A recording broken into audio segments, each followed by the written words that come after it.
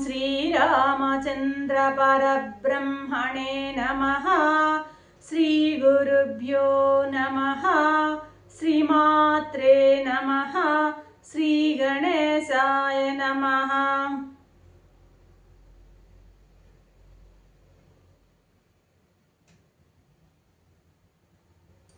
ప్రియాత్మ బంధువులారా, యోగ వాసిష్టం నిర్వాణ ప్రకరణము 486వ భాగం. నిన్నటితో భుసుండు యొక్క భుసుండ వృత్తాంతం అంతా కూడాను పూర్తయింది. అంతా విన్నటువంటి రామచంద్రుల వారు, భగవన్, తమరి యొక్క జ్ఞాన కిరణాలతో నా హృదయములో ఉన్నటువంటి తమస్సు అనేటువంటి చీకటంతా కూడా తొలిగిపోయింది. మేము ఇప్పుడు బాగా ప్రబుద్ధులమి అయ్యాము. ఆత్మస్థితిని నేను పొందాను.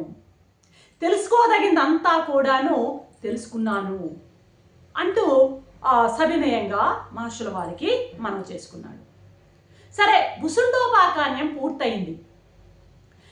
యోగ వాసిష్టంలో ఈ ఉపాఖ్యానాలు సమాంతరంగా ఉపదేశము ఉపాఖ్యానాలు, వశిష్ఠ మహర్షి కొంత ఉపదేశం చేస్తారు, తర్వాత ఒక ఉపాఖ్యానం చెప్తారు. ఉపాఖ్యానం అంటే కథలు లాంటివి అనమాట. ఉపాఖ్యానాలు చెప్తారు. ఈ ఉపదేశం అనేది డైరెక్ట్గా ఆ యొక్క విషయాన్ని చెప్పడం ఉపదేశం యొక్క ఉద్దేశం. ఉపాఖ్యానం ఏంటంటే డైరెక్ట్గా కాకుండా అది కొంచెం ఇండైరెక్ట్ వేలో ఆ యొక్క సత్యాలని చెప్పేటువంటి విధానం ఉపాఖ్యానాల ద్వారా చెప్పేటువంటి విధానం. సూటిగా చెప్తే ఉపదేశము, అదేవిధంగా ఉపాఖ్యానం ద్వారా చేసేది కూడా ఉపదేశమే, కానీ సూటిగా కాదు, అది కొంచెం చాటుగా చెప్పబడుతుంది దేంతో ఈ ఉపాఖ్యానాల మూలంగా. సరే, ఎవరికి ఈ ఉపాఖ్యానాలు అంటే సూటిగా చెప్పేది ఎవరికంటే అధికారిత్వం బాగా, అంటే ఉత్తమాధికారులకు సూటిగా చెప్తే అర్థమైపోతుంది, మధ్యమ మందాధికారులకు సూటిగా చెప్తే విషయం అర్థం కాదని ఏదో కథల రూపంలో, ఉపాఖ్యానాల రూపంలో, ఉపమానాల రూపంలో చెప్పడం అన్నది అది ఒక టెక్నిక్ అనమాట. ఈ శాస్త్రాన్ని బోధించేటువంటి టెక్నిక్ అదే మనకి సర్వత్రా ఇక్కడ కనపడుతూ ఉంటుందన్నమాట.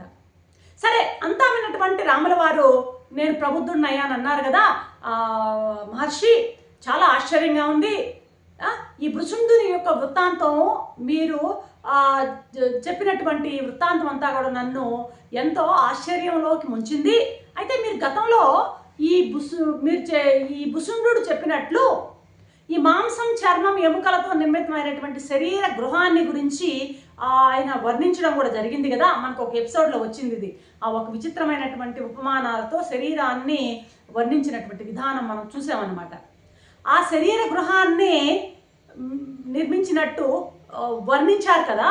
మరి ఆ శరీర గృహాన్ని నిర్మించింది ఎవరు? అది ఆ శరీరం ఎలా ఆవిర్భవించింది? అది ఎలా నెలకొని ఉంది? ఆ వివరాలన్నీ కూడాను, ఆ శరీరంలో ఉన్నది ఎవరు, ఆ వివరాలన్నీ కూడాను నాకు తెలియజేసవలసిందిగా నేను కోరుతున్నాను అని సవినయంగా అడిగారు శ్రీరామచంద్రుల వారు. మహర్షి చెప్తున్నాడు, రామా, ఇప్పుడు ఏ ఉపాఖ్యానం అయినా సరే ఒక సంకేతం ద్వారా మనం ఆ ఉపాఖ్యానం చెప్పేటువంటి సంకేతాన్ని పట్టుకోవలసిన అవసరం ఉందయ్యా. ఇప్పుడు భుసుండు చెప్పినటువంటి దేహం యొక్క వర్ణన ఇప్పుడు ఎలా వర్ణించాడు ఆయన? ఎముకలనేటువంటి స్తంభాలు కలిగినది, 9 ద్వారాలతో కూడినది అయినటువంటి ఈ శరీర గృహము ఎవరి చేత నిర్మించబడింది అని కదా నువ్వు అడిగావు. ఇది ఎవరి చేతను కూడా నిర్మించబడలేదు. అసలు ఈ శరీరం ఎవరు నిర్మించలేదయ్యా దీన్ని. ఇది జలంలో ప్రతిబింబించేటువంటి చంద్రుడిలాగా, చంద్రబింబము ఒక నీటి సరస్సులో ఎలాగైతే బింబం ప్రతిఫలిస్తూ ఉంటుందో ఆ ప్రతిబింబం వచ్చి ఆభాస. కాబట్టి ఈ శరీరం కూడాను ఆభాసే. నాట్ ఓన్లీ ఇదే కాదు, శరీరమే కాదు, ఈ ప్రపంచంలో ఈ విధంగా మనకు గోచరిస్తున్నటువంటి ప్రతి ఒక్క పదార్థం కూడాను ఉండి మనకు కనిపించడం లేదు. ఇక్కడ ఈ పాయింట్ కొంచెం బాగా పట్టుకోవాలి మనం. ఉండి కనిపించడం లేదయ్యా. ఏ ప్రపంచంలో మనం ఏ పదార్థాన్ని దేన్ని చూసినా సరే అది ఉండి కనిపించడం కాదు, ఆ పదార్థం లేనిదే. ఎందుకంటే ఉన్న పదార్థం ఒకటి, అది ఆత్మస్వరూపము. ఉన్నది ఏది అంటే ఒక్కటే ఒకటి ఉన్నది, అది ఆత్మస్వరూపము. శుద్ధ చైతన్యం మాత్రమే ఒకే ఒకటి ఉన్న పదార్థము, అది మాత్రమే వస్తువు. ఇక నువ్వు ఏది చూస్తున్నా సరే అదంతా కూడాను ఆ వస్తువు యొక్క ఆభాస. వాస్తవంగా ఉండేది వస్తువు, సచ్చిదానంద పరమాత్మ వస్తువు అంటే. ఇక్కడ వస్తువు అంటే థింగ్ అని కాదనమాట. ఇక ఏ దాన్ని చూస్తున్నా సరే ఆ వస్తువు యొక్క ఆభాస. ఆభాస అంటే ఏంది? ఆ తాడులో పామును చూస్తాం కదా, ఆ పాము ఆభాస. అదేవిధంగా సూర్యరశ్మిలో నీటిని చూస్తామే, ఆ నీరు ఆభాస. అది లేనిది ఉన్నట్టుగా కనపడడం ఆభాస. కాబట్టి అది ఒక పరమాత్మ యొక్క ఆభాస. పరమాత్మే ఆ విధంగా ప్రపంచంలాగా కనిపిస్తున్నాడు. ఇది అయితే నువ్వు ఒక పొరపాటు చేస్తావేమో, ప్రపంచం తాలూకు ఆభాస అంటావేమో. చాలా పొరపాటుది. అట్ట కాదు, ప్రపంచం తాలూకు ఆభాస కాదు ఇది. ఇది ప్రపంచం తాలూకు ఆభాస అనుకోకూడదు. ప్రపంచం ఇలా భాషిస్తుంది అనకూడదు. ఏం చేతనంటే ఆ భాషించేటువంటి యోగ్యత ప్రపంచానికి లేదు, అది జడము.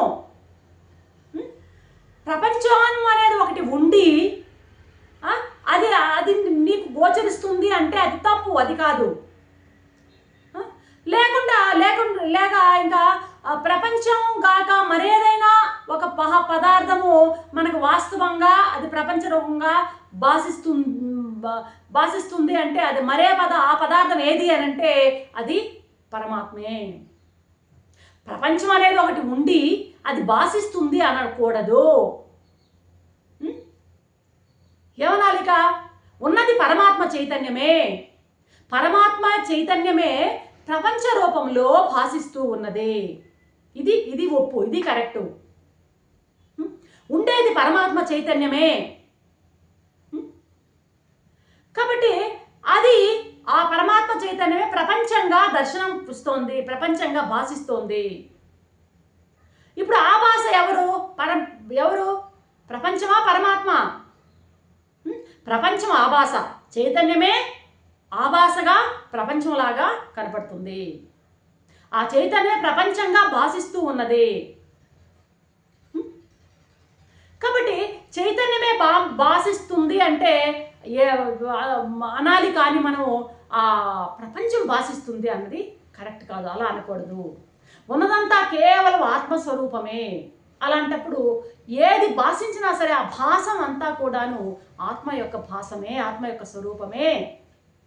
ఎక్కడ ఏది భాషిస్తున్నా, ప్రకాశిస్తున్నా అది అదంతా కూడాను ఆత్మ చైతన్యం యొక్క ఆభాసే. కాబట్టి ఇక్కడ ఇది అని భాషిస్తున్నది, ఆ ఇది అనేటువంటి ఏ పదార్థం భాషిస్తున్నా అది నేనే అన్నటువంటి భావనలో ఉండాల. ఇది అని భాషిస్తున్నది అంటే ప్రపంచం ఇది అని భాషిస్తుంది. ఇక్కడ జీవరూపంలో నేనుగా, ఇక్కడ జీవరూపంలో ఆ నాదిగా జగత్తు రూపంలో భాషిస్తుంది. ఈ జీవుడు ఆ జగత్తు వేరు కాదు, రెండు పదార్థాలు లేవు, ఉన్నది ఒకటే పదార్థం. జీవుడు జగత్తు రెండు ఒకటే. ఒకే పరమాత్మ ఇక్కడ జీవుడుగా ఇక్కడ యాక్ట్ చేస్తున్నాడు, అక్కడ జగత్తుగా అక్కడ యాక్ట్ చేస్తున్నాడు. ఇలా ఇక్కడ జీవుడుగా ఉండి అక్కడ జగత్తుగా ఉండి ఒకదాంతో ఒకటి వ్యవహారం చేస్తున్నట్టు నాటకం ఆడుతున్నాడు పరమాత్మే. కాబట్టి నువ్వు అనవసరంగా ఈ దేహము, నువ్వు అడిగావు కదా ఎవరు తయారు చేశారని, ఈ దేహము నేను అనేటువంటి భ్రమలో ఉన్నట్టున్నావు రామయ్య. ఈ దేహం నేను అనే భ్రమ ఏంటంటే అహంకారం. అది ఆ భ్రమలో నువ్వు ఉండకూడదు. ఆ భ్రమ ఏమైనా ఉంటే తొలగించుకోవాలి.